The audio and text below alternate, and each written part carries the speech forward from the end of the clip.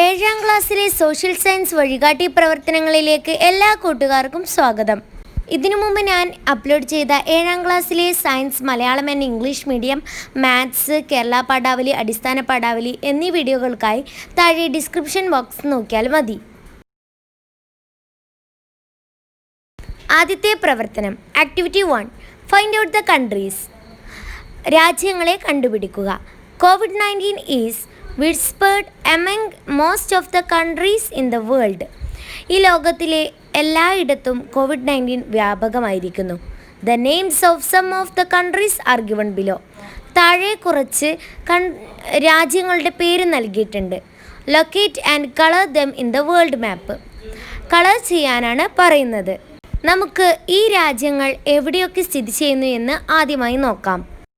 ഞാനിവിടെ കളർ ചെയ്യുന്നില്ല. കളർ ചെയ്താൽ കൂടുതൽ മനസ്സിലാകുവാൻ കൂടുതൽ ബുദ്ധിമുട്ടായിരിക്കും.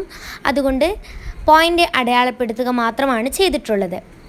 അതുപോലെ തന്നെ ഈ കാണുന്ന വര ഹെമിസ്ഫിയറിനെ അടിസ്ഥാനപ്പെടുത്തിയിട്ടുണ്ട്. അതായത് ആ വരയുടെ താഴ്ഭാഗം സൗത്തേൺ ഹെമിസ്ഫിയറും മുകൾ ഭാഗം നോർത്തേൺ ഹെമിസ്ഫിയറുമാണ് നമ്മൾ കരുതേണ്ടത്.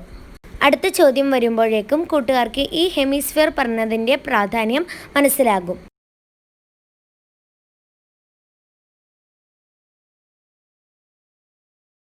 Next question, list down countries mentioned above into two hemispheres. Countries in northern hemispheres, countries in southern hemisphere. അപ്പോൾ ഇത് ഞാൻ വേർതിരിച്ച് തന്നിട്ടുണ്ട്. Countries in the northern hemisphere are USA, Britain, Turkey, France, Spain, Iran, China, Italy, Netherlands, India, Canada, Germany, Russia, Egypt, Colombia. അത് നമ്മൾ തൊട്ട് മുൻപ് ചെയ്ത രാജ്യങ്ങൾ മാത്രം എഴുതിയാൽ മതി. ലോകത്തുള്ള എല്ലാ രാജ്യങ്ങളും ഉൾപ്പെടുത്തേണ്ട ആവശ്യമില്ല. അടുത്തത് countries in the southern hemisphere, Australia, New Zealand, Brazil, Chile, Indonesia. ഇത് മാപ്പിലുള്ള കൺട്രീസ് മാത്രമാണ്, നമ്മൾ അടയാളപ്പെടുത്തിയ കൺട്രീസ് മാത്രമാണ്.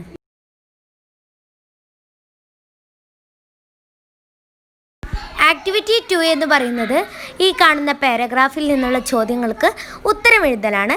നമുക്ക് അതിലേക്ക് കടക്കാം. When did the Turks conquer Constantinople? In 1453. Constantinople had a significant role in the history of the world. What were the features of Constantinople? ആ പാരഗ്രാഫിൽ അതിൻ്റെ ഉത്തരം പറഞ്ഞു തരുന്നുണ്ട്. It was a knowledge center and it was a center of scholars, a treasure house of valuable books, gateway of Asia to Europe. Why did the artists, writers and scholars of Constantinople migrate to Italy? ഇതിൻ്റെ ആൻസറും ആ പാരഗ്രാഫിൽ തന്നെയുണ്ട്. First നിങ്ങൾ എഴുതേണ്ടത് Turks captured Constantinople എന്നതാണ്. അത് സെക്കൻഡാണ് എഴുതിയിട്ടുള്ളത്. It was the place having the rich Greco-Roman culture. Turks captured Constantinople. Then the wealthy merchants of Italy encouraged arts, literature and culture. Then the traders were also keen to preserve the historical and cultural heritage.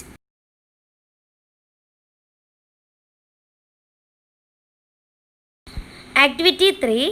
During the 19th century, Renaissance was at its peak in Kerala. List out the major aspects which paved way to Renaissance Kerala. അതിൻ്റെ കാരണങ്ങളാണ് എഴുതാൻ പറയുന്നത്. ഒന്നാമത് caste system, രണ്ടാമത് untouchability system, അതായത് തൊട്ടുകൂടായ്മ, തീണ്ടുകൂടായ്മ തുടങ്ങിയത്.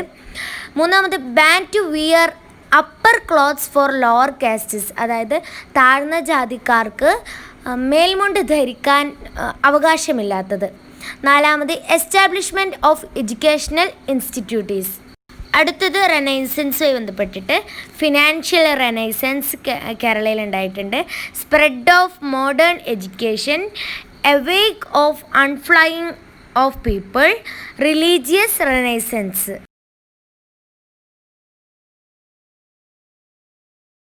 Activity 4. We have seen that interaction between the people of distinction led to renaissance. Do you think that relationship with foreign countries have brought about changes in Kerala society? Find out examples and list them down. നമുക്ക് നോക്കാം. Countries influenced America and Europe ക്ലോത്തിങ്ങിലാണ് influence ചെയ്തത്. ജീൻസും പാൻസും ആണ് change ആയിട്ട് വന്നത്. അതുപോലെ നമുക്ക് കൺട്രീസ് ഇൻഫ്ലുവൻസ് ചെയ്തതും അതുപോലെ ഏരിയാസ് ഇൻഫ്ലുവൻസ് ചെയ്തതും ചേഞ്ചസ് എന്താണെന്നും എഴുതണം. USA ഫുഡ് ഹാബിറ്റ്സിൽ ചേഞ്ചസ് ഉണ്ടാക്കി. അതുപോലെ ചേഞ്ചസ് എന്ന് വെച്ചാൽ പിസ്സ, ഷവർമ പോലുള്ളവ തിന്നാൻ തുടങ്ങി. Third one Portuguese socio cultural changes, printing press കൊണ്ടുവന്നു. അറബ്സ് ഡ്രസ്സിങ്ങിൽ ഇൻഫ്ലുവൻസ് ചെയ്തു. ഗൗണ്, പർദ്ദ പോലുള്ള ചേഞ്ചസ് വന്നു. ബ്രിട്ടീഷ് കൊണ്ടുവന്നത് സ്റ്റാൻഡേർഡ് ഓഫ് ലിവിങ് പീപ്പിൾ അഥവാ ലൈഫ് സ്റ്റൈൽ ഓഫ് പീപ്പിളാണ്. സ്കൂൾസ്, ഹോസ്പിറ്റൽസ് ഒക്കെ വന്നു.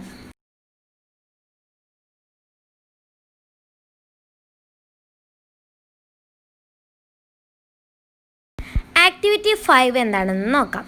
We know that Industrial Revolution brought about several changes in textile industry.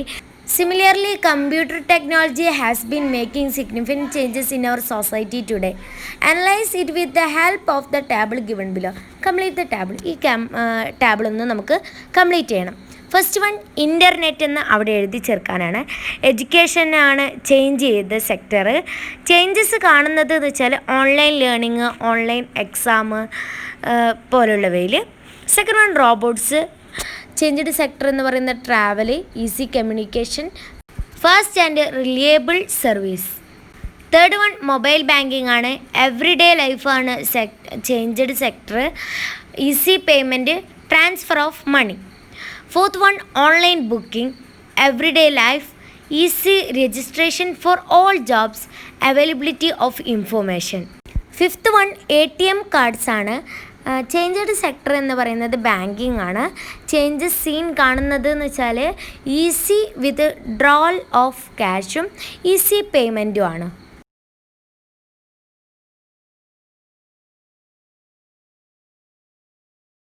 Activity 6 എന്ന് പറയുന്നത് സീ റൂട്ടിനെ കുറിച്ചിട്ടാണ്. അപ്പോൾ ആ ടേബിൾ കംപ്ലീറ്റ് ചെയ്യുകയാണ് വേണ്ടത്. Sea route from Europe to India, Vasco da gamma.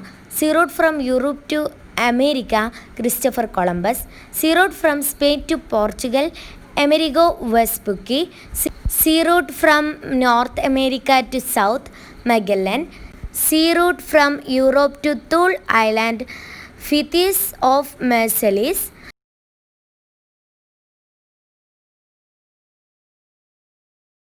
അടുത്ത ആക്ടിവിറ്റി, ലാസ്റ്റ് ആക്ടിവിറ്റി എന്ന് പറയുന്നത് കുറച്ച് പിക്ചേഴ്സ് മുകളിൽ കൊടുത്തിട്ടുണ്ട്. അത് നിങ്ങളുടെ കയ്യിലുണ്ടാവും എന്ന് കരുതുന്നു.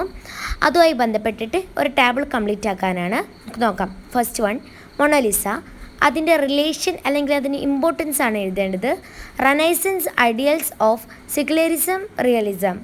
The last supper, study of emotional reaction and psychological States.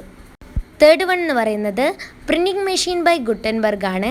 Increase the volume of books, school of Athens, marriage of arts, psychology and science. Galileo's telescope എന്ന് പറയുന്നത് earth revolves around sun. Last answer എന്ന് പറയുന്നത് ഗട്ടാമലാട്ട. കൂട്ടുകാരോട് one more കാര്യം കൂടി പറയാം. എൻ്റെ എഴുത്ത് കൂട്ടുകാർക്ക് മനസ്സിലായിട്ടില്ല എങ്കിൽ കമൻറ്റ് ചെയ്യുക. അപ്പോൾ ഏത് ഭാഗമാണ് കൂട്ടുകാർക്ക് മനസ്സിലാകാത്തത് എന്ന് കമൻറ്റ് ചെയ്താൽ അതിന് റിപ്ലൈ ചെയ്യുന്നതായിരിക്കും. Bye bye. കൂട്ടുകാരൻ്റെ ചാനൽ ആദ്യമായാണ് കാണുന്നതെങ്കിൽ സബ്സ്ക്രൈബ് ചെയ്യുക, തൊട്ടടുത്തുള്ള ബെല്ലൈക്കൺ പ്രസ് ചെയ്യുക, ലൈക്ക് ചെയ്യുക, കൂട്ടുകാർക്കൊക്കെ ഷെയർ ചെയ്യുക, കമൻറ്റ് ചെയ്യുക.